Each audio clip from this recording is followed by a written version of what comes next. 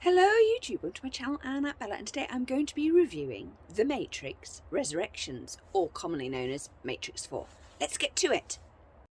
Here is my review of The Matrix Resurrections. The Matrix Resurrections, for me personally, it is an epilogue, very much like The Cursed Child is to the Harry Potter series. It's a form of closure, and I find that The Matrix Resurrections was really good at closing off the Matrix trilogy and ending it and giving us some things that fans have wanted but couldn't actually get during the trilogy itself. It also deals with the problem, and the problem is Trinity. Trinity is actually a 90s woman. She's very similar in construction to Bridget Jones, and I know that's quite shocking because Bridget Jones does not drive very well or know anything about chemical engineering or computing or anything like that at all, but her wants and desires are very much in the 90s model. That is Trinity, and at the time she was a hugely revolutionary character. I mean, there is an argument to say that all she did was simper at the side and moan about how lovely Neo's eyes were and going, shall I fall in love with him or shan't I? I'm not quite sure, because let's face it, if Morpheus is like a father figure to Trinity, you could almost say that in the first movie he was actually sort of auditioning guys that could gone with Trinity. I know that sounds kind of weird because we all know the reason that Cypher chose the red pill was that Cypher fell in love with Trinity and she like lured him to join Morpheus's crew.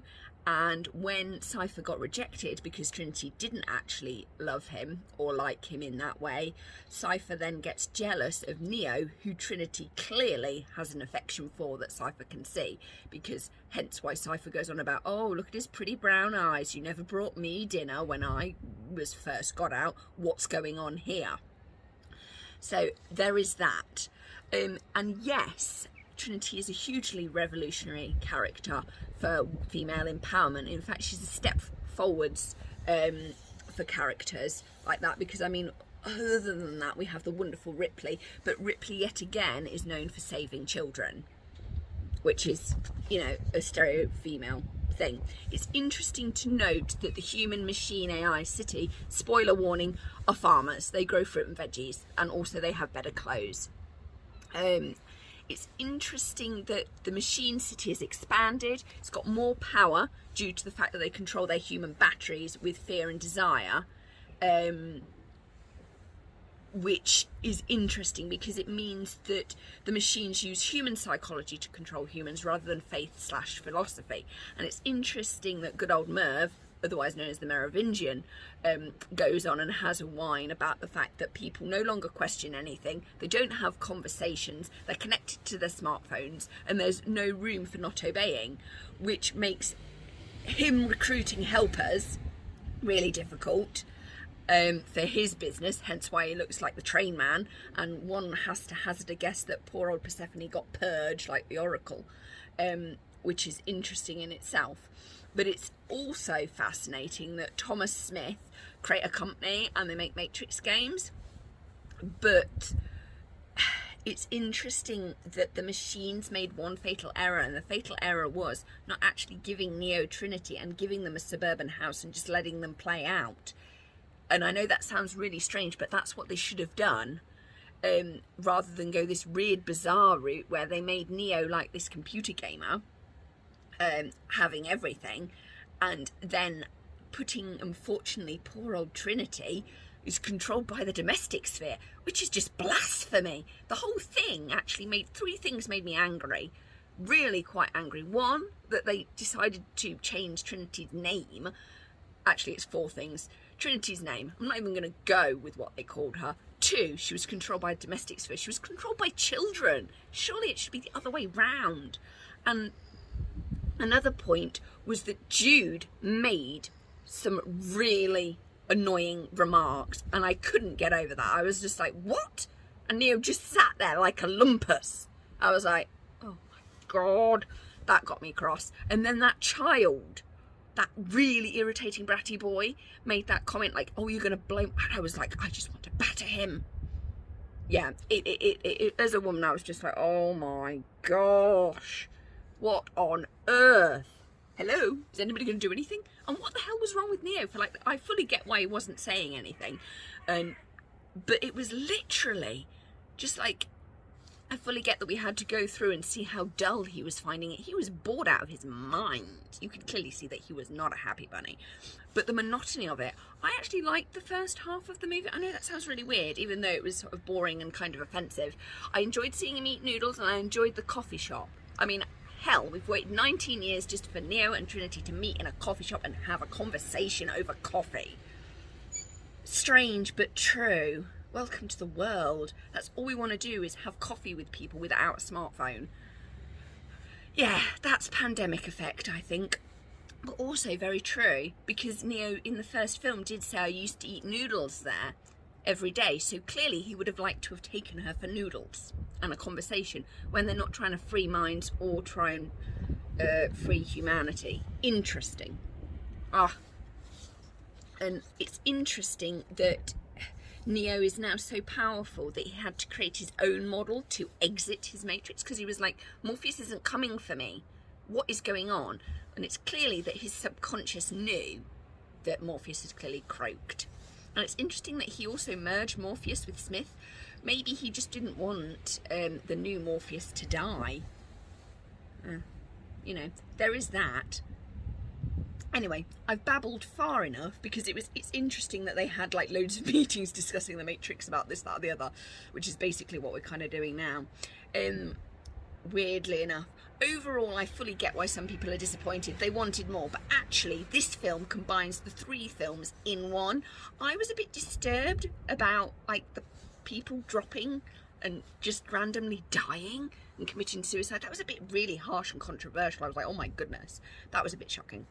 I know people are worried about the shaky cam on the actual fight scenes, but things have got to evolve and change. If you don't evolve, you tend to die. I don't know whether this is like going to be great for the franchise or not. I really can't see that far ahead, to be absolutely honest. But then again, no one can see past a choice they don't understand. As you can somewhat see, Matrix speak is so integral to our lives now, and it was interesting that they didn't give us very many new terms. They did, but one point I do want to make, it's interesting that Trinity and Neo both are the anomaly now, because you have to have a driver to get a program to work. So basically Trinity is the one's driver. I'm just pointing that out. And she always did enjoy flying, so there you go. So yeah, I enjoyed it. I found it very cathartic. But then again, I'm an older millennial. I'm guessing Generation Z would just lap it up, I guess. But it was interesting that Niobe sort of like said her speech, and then the whole of Generation Z sort of stepped up, led by that sort of dubious middle-aged millennial. Interesting. Overall, I enjoyed it. I found it cathartic. It was closure.